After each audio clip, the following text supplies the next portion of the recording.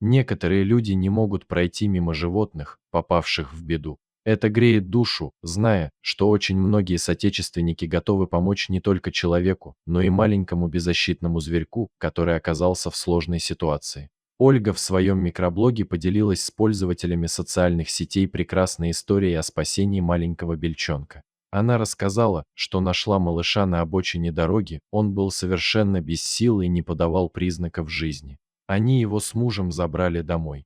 Вскоре он пошел на поправку, и они даже решили отнести его в лес, но там бельчонок упал, ударился о камень и повредил себе глаз, и тут пара поняла, что глаз малыша не сможет зажить до конца без помощи, и бельчонок не сможет выжить один. Ее подписчиков очень заинтересовала эта история, и они попросили Ольгу делиться их совместной жизнью со спасенным животным.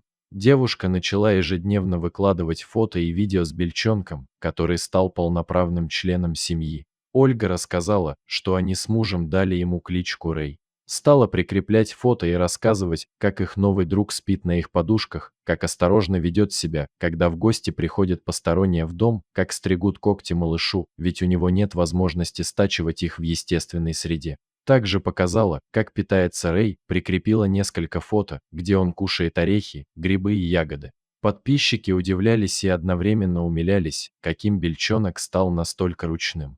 Дикий бельчонок настолько влился в человеческое общество и полюбил своих спасителей, что вел себя даже преданнее домашней кошки, спал на кроватке, любил играть в борьбу с руками папы, обожал наблюдать за действиями хозяйки на кухне, сидя на плече как попугай. При этом Рэй был свободен, его выпускали в лес, парки, он с удовольствием забирался на деревья и ел свежие шишки, но когда приходила пора возвращаться домой, он неизбежно догонял свою новую семью. Но в один день девушка поделилась, что их малыша больше не стало, он умер от старости. Она нашла в его гнезде.